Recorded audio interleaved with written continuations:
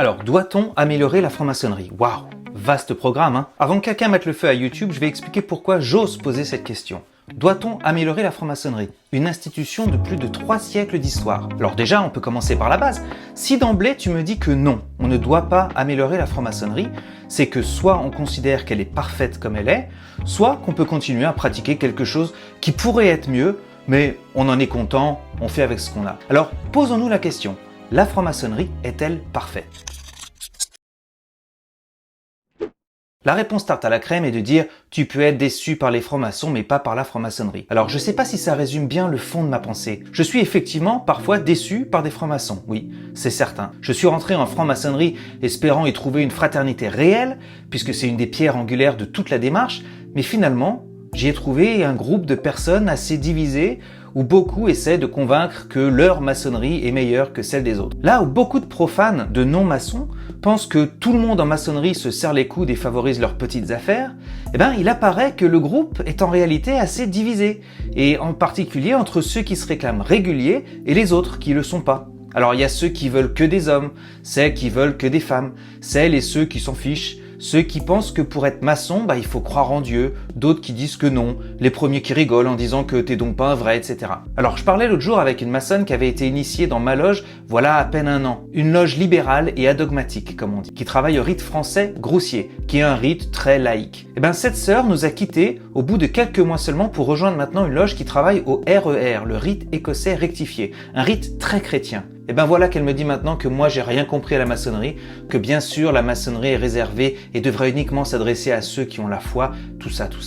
Bref, ça fait réfléchir, hein. Qu'est-ce qu'on trouve d'autre en maçonnerie qui m'a déçu, moi? L'ambition de certains qui sont là que pour accumuler les titres et les degrés, ceux qui se plaisent à faire de la politique obédientielle, comme on dit, avec des groupes qui se forment parfois à l'échelle de la loge et qui s'entre-déchirent, des maçons qui oublient que c'est la taille de la pierre qui fait le maçon, pas la taille du tablier. Bref, rien de nouveau à l'horizon, tous les vices que tu retrouves chez tout le monde et qui éclatent dans le monde profane au sein de n'importe quel groupe, tu les retrouves tous en franc-maçonnerie bien sûr. Soyons clairs, tout ce que je dis existe, mais ça constitue pas la majorité, sinon moi j'aurais enfilé mes Jordan et je serais parti en courant depuis longtemps, hein. Non, bien sûr, la grande majorité des maçonnes et des maçons sont, selon mon expérience, des gens charmants, parfois même très sympathiques, hein, avec lesquels on travaille et on s'amuse bien. C'est comme dire que les frangins sont pas tous gâteux, quoi. Non, ils le sont pas tous, mais il y en a. Alors, si j'ai été déçu par certains francs-maçons, est-ce que j'ai été déçu par la maçonnerie? Bah oui, évidemment. La maçonnerie est faite par les maçons. Et depuis les siècles qu'elle existe, on n'a pas encore réussi à trouver le moyen de nous rassembler, d'arrêter les chamailleries. C'est quand même décevant, non? Ça prouve que la méthode fonctionne pas vraiment. Un des grands principes de la franc-maçonnerie, c'est de permettre l'amélioration de soi en travaillant sur ses défauts, ses propres imperfections, pour devenir quelqu'un de meilleur qui saura vivre en harmonie dans le monde qui est le nôtre avec nos sœurs, nos frères, mais aussi tous les autres, tous les êtres humains, la nature, les animaux, etc. On parle d'harmonie dans nos rituels. C'est un des points les plus importants de notre quête. Si on n'est pas capable de nous entendre entre soi-disant frères et sœurs initiés, tous travaillant de manière volontaire à notre amélioration, c'est que la méthode doit pas être très efficace, non? Bref, la maçonnerie est-elle parfaite? Probablement pas. Sommes-nous satisfaits de cette maçonnerie imparfaite ou doit-on la changer pour la rendre meilleure? Là, c'est plus compliqué déjà. La perfection existe-t-elle? Nous, maçons, travaillons à notre amélioration personnelle, comme on dit. Mais on sait bien que ça, c'est qu'une quête. Le but n'est pas d'y arriver, mais d'essayer d'avancer dans la bonne direction. Enfin, on voudrait bien y arriver, mais faudrait quand même manquer d'ambition et être un poil arrogant pour arriver et dire « ça y est, j'y suis, j'ai fini le travail, mesdames et messieurs, je suis maintenant parfait ». Et puis la perfection est subjective, d'une part, et dépendante du sujet, d'autre part.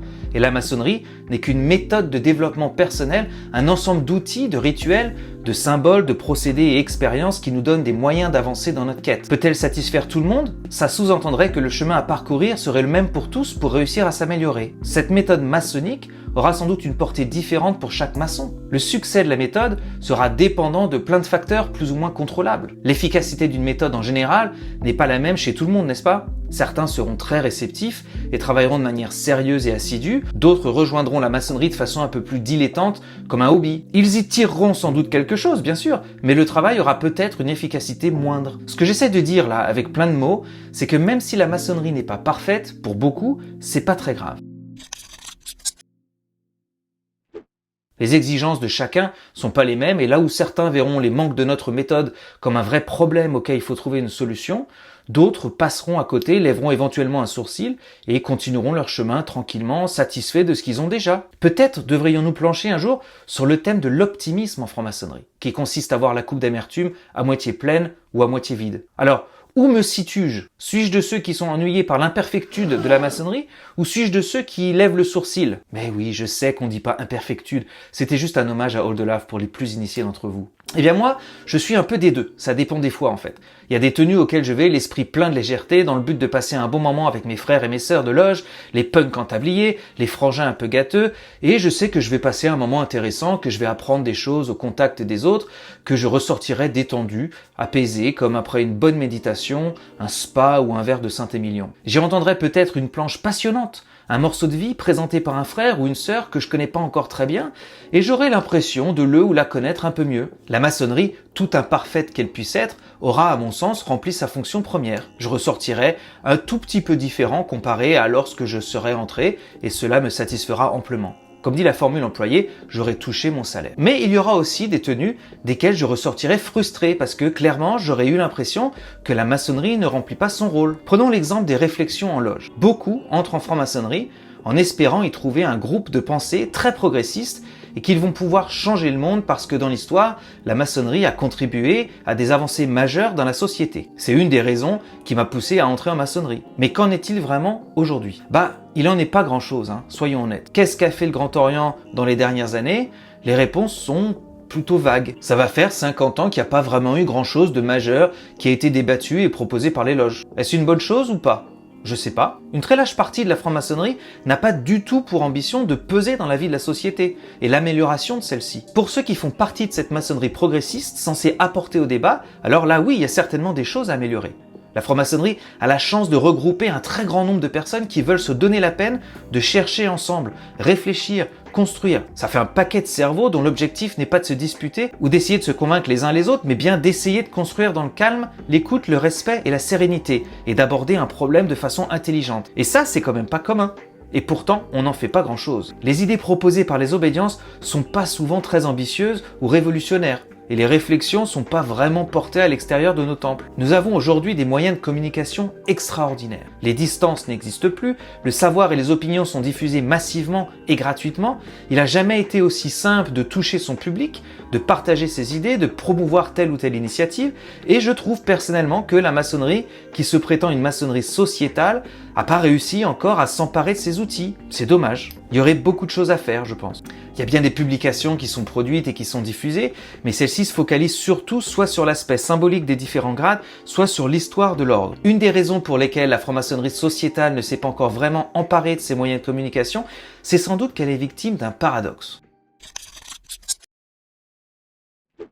La franc-maçonnerie est une société traditionnelle, dont les pratiques remontent à plusieurs siècles et dont les rituels n'ont que très peu changé. Nos symboles sont les mêmes que lors de la formation des premières loges spéculatives, et c'est très bien, car nous voulons nous appuyer sur une méthode séculaire qui nous amène en dehors du brouhaha du monde profane, de sa course au succès et à l'argent, et on veut prendre avant tout le temps de travailler sur nous-mêmes avant de vouloir chercher à porter nos lumières à l'extérieur du temple, comme on dit. Mais en même temps, on veut travailler à l'amélioration de l'homme et de la société. Alors, comment faire pour concilier les deux? C'est bien là, je pense, qu'il faut quand même autoriser la maçonnerie, institution progressive, à évoluer, non? Changer un peu, améliorer certaines de nos pratiques pour les rendre plus à même de remplir nos ambitions, c'est pas forcément trahir nos fondateurs et notre histoire. Oui, le sujet de la vidéo est « Doit-on améliorer la franc-maçonnerie ?»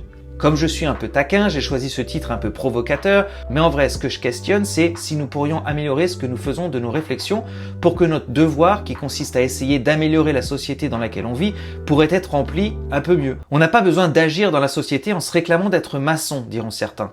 Et nos engagements peuvent être pris à travers d'autres organisations ou à titre personnel. Absolument, c'est vrai. Mais pourquoi ne pas aussi le faire en tant que maçon? Ça, c'est quelque chose que j'ai du mal à comprendre. On est quand même assez loin maintenant des persécutions des maçons, et je pense que plus nous nous afficherons, plus les derniers complotistes verront qu'en vrai, il n'y a pas grand chose à craindre de ces mecs et nénettes en tablier qui jouent avec des équerres et des compas 2 fois par mois. Tu sais, quand tu te promènes sur les routes américaines et que tu rentres dans un petit village, 4 fois sur 5, t'as un panneau juste sous le nom du village qui dit Freemasons, free and respected. Et que font-ils? Ils aident leur village. Ils font des levées de fonds. Ils sont effectivement plutôt bien vus. On pourrait non seulement nous afficher davantage, on pourrait communiquer sur les actions que nous entreprenons à travers nos différentes fondations, mais nous pourrions aussi diffuser le fruit de nos réflexions à l'image d'un think tank, d'un comité d'éthique, d'un groupe de recherche. Nous avons un moteur qui marche incroyablement bien, mais nous semblons aimer rouler sur des départementales. On devrait envisager de lâcher la bête un peu et de voir ce qu'il en ressort. Oui, mais une obédience ne peut pas donner de point de vue qui représenterait l'ensemble des frères et sœurs parce que on pense pas tous de la même façon. Bien sûr, mais on pourrait laisser différents points de vue s'entrechoquer, se compléter. On pourrait réfléchir et extérioriser nos idées au niveau des loges et non pas des obédiences. On pourrait développer plus de commissions interobédientielles ou plus de réflexions et de chantiers au sein de fraternelles et travailler sérieusement à peser dans le débat public, dans l'élaboration de projets. Les champs d'action sont super larges. Bref, vous l'aurez compris, j'aime la franc-maçonnerie. Je trouve que c'est un outil qui pourrait être très performant, mais qu'on n'utilise pas vraiment parce que beaucoup de frères et sœurs dépensent leur énergie dans des enfantillages. C'est décevant. La maçonnerie pourrait-elle être plus efficace dans l'achèvement de son but qui est d'essayer d'améliorer notre société? Oui, absolument, j'en suis convaincu. Doit-on l'améliorer? Oui, bien sûr, et ça serait pas très dur. Tout est là, à portée de nos mains, mais nous ne le faisons pas car nous n'arrivons pas à nous mettre d'accord. Nous, dans les loges ou entre frères et sœurs de différentes obédiences, et décider quoi faire avec cet outil que sont les loges. Bref, on a encore beaucoup de pierres à tailler. Merci encore d'être là et d'être resté jusqu'au bout. N'oubliez pas, vous n'avez pas écouté cette vidéo. Tout ce que je dis est secret. N'en parlez à personne, on sait jamais. Allez, à la prochaine.